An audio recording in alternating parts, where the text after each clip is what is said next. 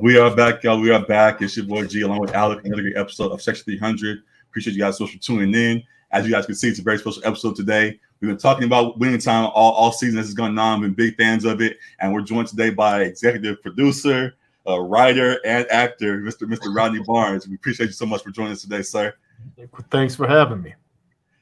Love all that you're doing with the show. We've been big fans, as we said, talking about it as the whole show has gone on from episode 1 till now, and definitely have loved everything that they've given us. And before we get into the details of it all, we want to take a step back and just ask you about your involvement, how you got involved with the show to begin with.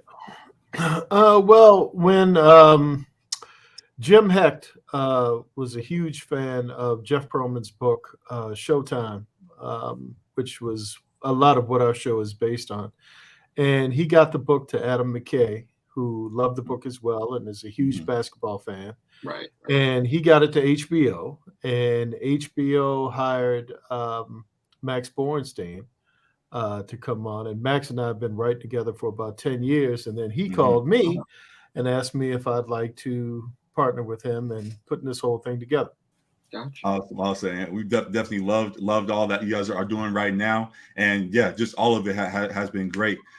We've seen, just before we get more into it, just with you have a lot of different mediums of art that you are involved in, whether it be comics and things about your interviews. You talk about all the comments that you're doing, various shows and movies and all of that. What jumped at you about this show that wanted you to really attack this project? Well, during the period of 1979, 1980, I was starting to, there's a point when you're a little kid and you're playing basketball on the playground, and then you find out that there's this game that people play for money that are really, really good. And right around 1979, 1980 is when I got into basketball beyond just being a kid that played on the playground. Like, I really fell in love with the players, and I was a huge Philadelphia 76er fan and a huge Dr. J fan. And ironically, the Lakers would always beat the 76ers in the playoffs, in the finals. Yeah. And so when the opportunity presented itself to work on the show, it was sort of like, I remember all of this stuff. When I read the books and, looked at the videos and all the research that we went into, it was like, I know all of this stuff because I actually watched the games and I remembered a lot of what happened during that period of time. So just sentimentally, it was having the opportunity to be able to go back in the past and relive my childhood was kind of cool. You got a question there? Absolutely, yeah.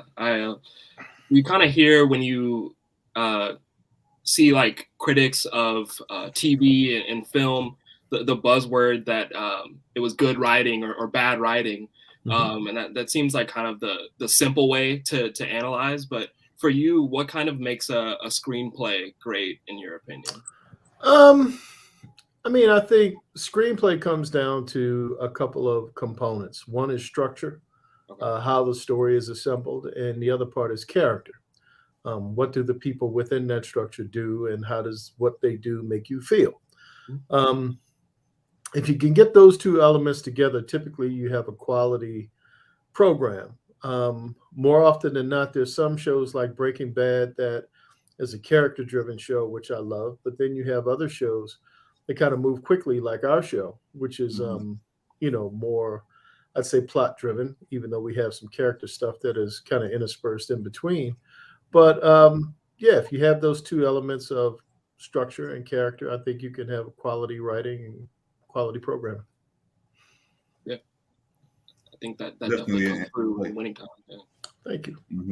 The level what we're seeing so far, and as we get more into the show, as we say, we start from the top. I was interested just in how the show started. Actually, we saw episode 1. You guys jumped straight into Magic, and we saw him at the end of his career with all the things that he was going on. We saw flash of him in the hospital. What was the decision to start there? What was the decision to start there in the story for the show?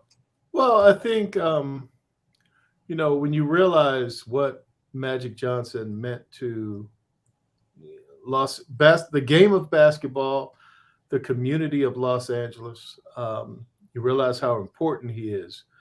Showing how that an aspect of this is a cautionary tale as well.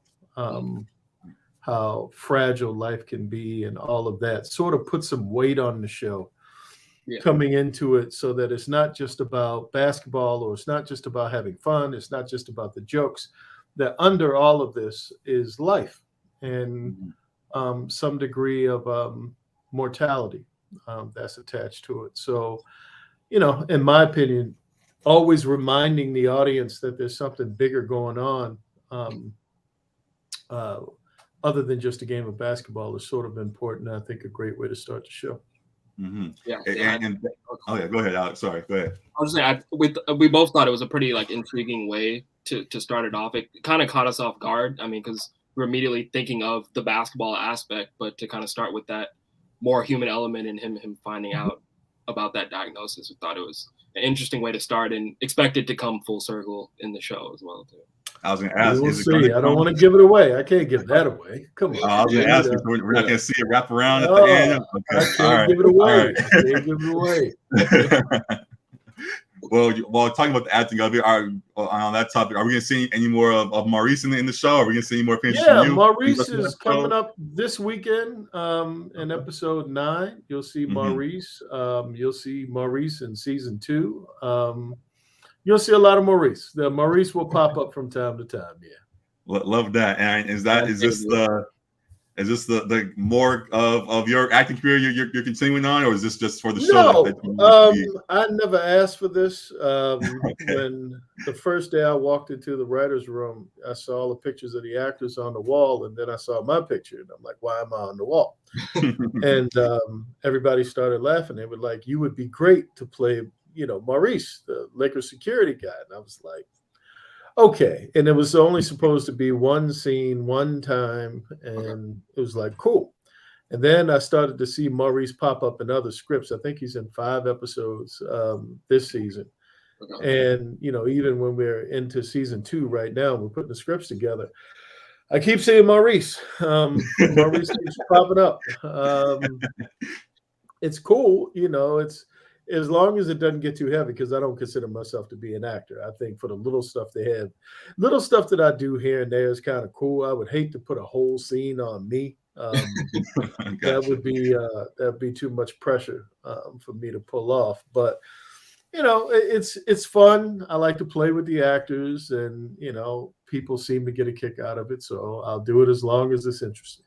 Yeah, when you initially popped up in the first episode, I thought it was going to be more of like a Stan Lee kind of cameo. In Marvel, but then I was like, oh, he's in like multiple episodes here. Yeah, me too. It's like I'm in a couple of scenes this week coming up. So I guess we can kind of consider that an Easter egg. And I saw in the last episode in the post show that they had about another Easter egg in the show. I think Adam McKay was on the wall in the restaurant as Jack was looking at the screen and all that was going on there. Can you give us any other Easter egg we should look out for that we may have missed in recent episodes? I don't. It's funny because the way this works for me is you guys are seeing it now. It's been done for a while. We're doing season 2 now. So I forget a lot of stuff that I see in the episodes. I forgot even happened. It's like, oh yeah, that happened. Yeah, that's kind of cool.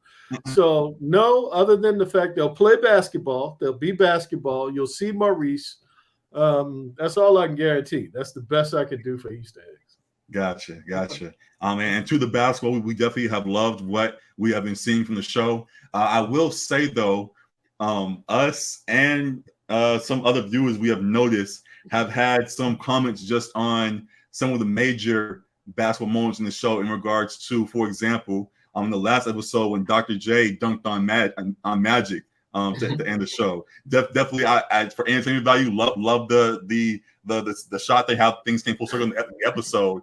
However, they went back and looked at the real highlight of the clip and saw Michael Cooper was actually the one in the dunk. Well, yes, it was a different. It was a different game. The Michael Cooper cradle rock the baby dunk that Dr. J had, that iconic one. It was really in 1981. I was at that game. This is 1980. Correct. So yeah, I mean, here's the thing. We're not completely trying to duplicate reality. That's what a documentary would do.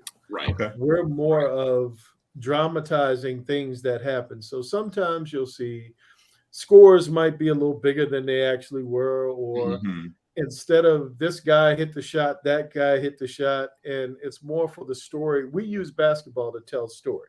We Mhm. don't do Hmm. we don't use basketball to tell facts. And sometimes we do. There's some things that we hold true to, but sometimes we might switch a player out and this guy missed a foul shot or whatever, but more often than not it's true, but sometimes to take creative license we'll do things that are a little bit different. Understood. Me, I kind of figured that was the case and have accepted it for what it is and have enjoyed it in full. So definitely okay with the decision to go there. Alec, you have any question for me? Yeah, I think. What do you think? What are you most proud of? I guess you would say from season one. I mean, it's gotten a lot of acclaim and Mhm.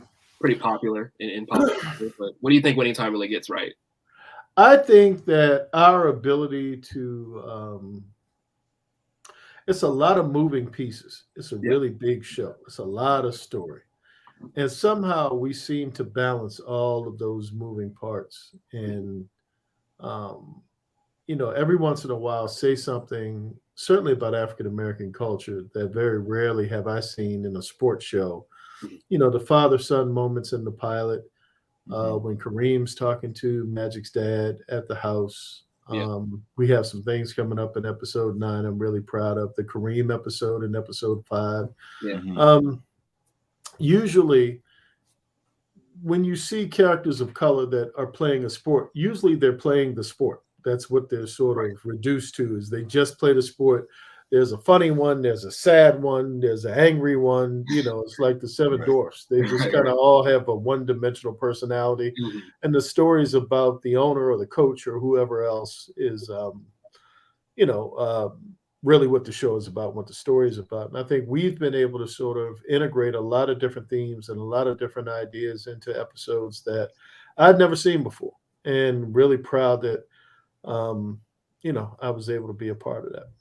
Yeah, we actually just Definitely. touched on kind of in our recap of the episode 8 how we thought that you guys handled like the human element of these characters really well too, Thank especially you. in this last episode. It was kind of with Dr. Bus and Mhm. him kind of reckoning with his mother's illness and Hmm. just that side of him because obviously he has the bravado and he's the whole visionary behind the dynasty, but he also has those moments where he can't the world can feel small to him too. Yeah, it's vulnerable, it's fragile. Yeah. Exactly. Yeah. Mhm. And with you part of the show and learning more as you're putting it all together. You said of course, you said you were there and as a child watching them as you grew up. But as you got involved with the show, what were some interesting facts that you found out about the team that kind of surprised you as you were putting it all together? Well, I mean, it's funny, as far as facts are concerned, you know, I did not know that there was so much turmoil going on with the coaching situation. Mhm. Right. That Jerry West had quit, and then you didn't know who the coach was going to be for a while, and then you had Hmm. Jack McKinney and Westhead. And McKinney had a bicycle accident, and Hmm. all of the different little the movements of how the management part of it went together. As a kid, you're just watching the game. You don't really Right. know what's going on. And I'm in Maryland. I'm not in LA, True. so um, I'm not reading the sports page to find out what's going on um, with the game. So all of that stuff is pretty intriguing. Definitely. Definitely. We touched on how the show has gotten a lot of acclaim. It also has had, I guess you could say, a fair share of criticism Mhm, as well too, which is normal. mhm. Hmm. But what would you say to, I guess, those Laker legends who have kind of taken exception to their portrayals in the show? Mhm. Um, yeah. Well, I would say that I understand how they feel. If Mhm. someone was doing a story of my life and I didn't have a say in it, I would probably feel a particular type of way too.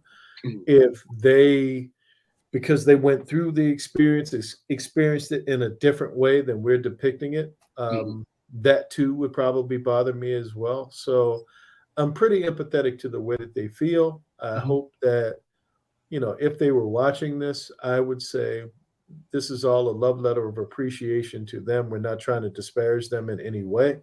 And most of their issues seemingly have been to me that they weren't the way that they're being portrayed. And, of course, whenever you condense a year into an hour, Right. you're not going to get the exact tenor and rhythm of how a person really, really was. We're taking some of the greatest hits of a couple of days and squishing them together and making a show. Trying to turn the dial So, up a little bit. yeah, exactly. So, and we're trying to dramatize it and make it a little more, making it entertainment. Right. So, I regret that, they feel that way, but you also understand, and I try to be empathetic with that. Was there an attempt to kind of include them in the show, the making of the show, or Not really. I mean, there was so much. It's not about any one single person. It's about a lot of different people. So oftentimes, if you include one person and that one person sees it one way, then you get another person, they see it another way. Whose side do you pick? Who do you choose? Right. And the good thing for us is virtually everybody wrote a book.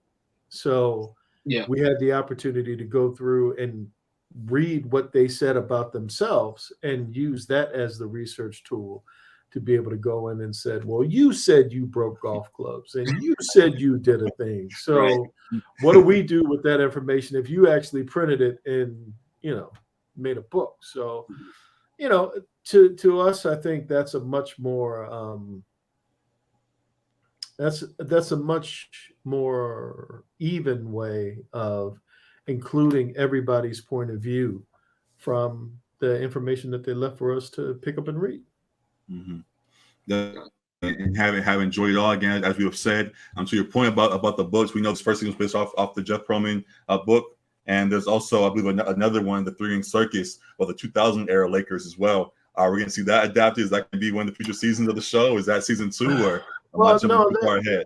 It's really up to what the people in HBO demand. If the show continues, if people continue to jump on the bandwagon and really dig the show, the network will probably say, yes, we can continue to do more. And if we're able to do more, then we can tell more story and we can keep going until we get to that era. But we haven't gotten there yet. So want to count our chickens before they hatch. Gotcha. As Garrett alluded to, you were recently greenlit for season 2, though. Is there any teasers you can give us for what we could see in season 2? The only reason it's tough to do that is because we change things so much. Like, we probably went through 4 iterations of a television season just in the 4 years of putting our season 1 together that you're watching now. So I would hate to tell you, this is going to happen. And then when season 2 comes and it doesn't happen, you say, wait a minute, did he lie to us? And because television changes so much until you get to a place where you're actually saying action, you really don't know if those are the words that are going to be said that are on the page at this very moment. Gotcha. So I'm excited for whatever's next. I'm excited just as we wrap this season and looking forward to all the come with the show. And this show is based on the Lakers. I'm interested, though. Are there any other teams that you'd be interested to see a show based on? Yeah, I mean, there are a couple that people have been talking to me about adapting in the football world. And I already have a Tiger Woods miniseries that I'm developing now. So, I'm a sports fan, and as long as there's a human story under the sports story, it's always worth taking a step back and looking at it and saying, hey, maybe this might be worth going down that road. I'm a Ravens fan, so I don't know if they'd be top of the list, but for my own pleasure, I'll take a Ravens series one day. I don't know. Around the 70s. I think during the 70s, the Raiders were hot, man. I mean, as far as controversial. Plenty of stuff going on there. So definitely excited for all that could be to come with the show. And just enjoying everything else. Alec, you have any other questions you have for him? Lastly, for me, I guess we know you've been involved in writing and producing in so many other acclaimed shows, and I guess, is there any other projects going forward that we should be looking out for from you? You mentioned. I've got Tiger Woods. I've got my comic book Philadelphia that I'm adapting. I got a monster movie that I'm writing now. I'm looking at the script wherever I put it. I've been working on. I got a few movies, I got books, I got a bunch of things that I'm in the middle of that I'm developing and adapting. So in the weeks to come, hopefully you'll see a lot of stuff coming from me. Beautiful thing. We've been talking. That's all the winning times that we had, but you also wrote for the Wu-Tang show, correct? I did. You did. I was a big fan of that show. I love all that went on there as well. Can you give us any insight into what's coming with that as well, real quick? Well, yeah, I'm no longer a part of Wu-Tang because I'm here with pardon. the Lakers, but I'm still Got really you. close to a lot of those guys, and I love them, and I love the show, and Alec G and the RZA, and all of those guys over there, remain in my heart, and I'm always rooting for them. But there was great working with them, but it was really cold in Staten Island. So it's much easier to tell a story about the Lakers in 70-degree weather than it is Wu-Tang in 10 below. So yeah, I'm sure. So yeah, stay in LA and keep on giving us all the links so you can give us. We love to continue to watch it all. And again, just appreciate you for your involvement in it and what you guys continue to provide for us. So that's, I believe, is all we have today. Actually, again, last thing, anything else for you, Alec? No, I was thrilled to have you on. A pleasure. Yeah, happy to talk to you guys anytime. Thank you so much, sir. That definitely enjoy all that you're providing for us. That's Rodney Barnes of Winning Time joining us today. Thank you guys so much for tuning in. Subscribe to the show for us. You guys see our ads below. IG, TikTok section .300, Twitter section, just all the good stuff. YouTubers, appreciate all the love you've been showing us. And yeah, that's it for now. We'll be back on the weekend to continue to talk about Rodney's show, Mr. Barnes' show. Episode 9, I believe, is this weekend. We're excited for that, as well as episode 10 and beyond are on the way also. So great things there. Appreciate everybody for tuning in. Mr. Barnes, thank you so much for joining us. Very welcome. Yes, sir. We'll be out of here, man. Thank you guys so much. All right, guys. Take it easy. Yes, sir. All right.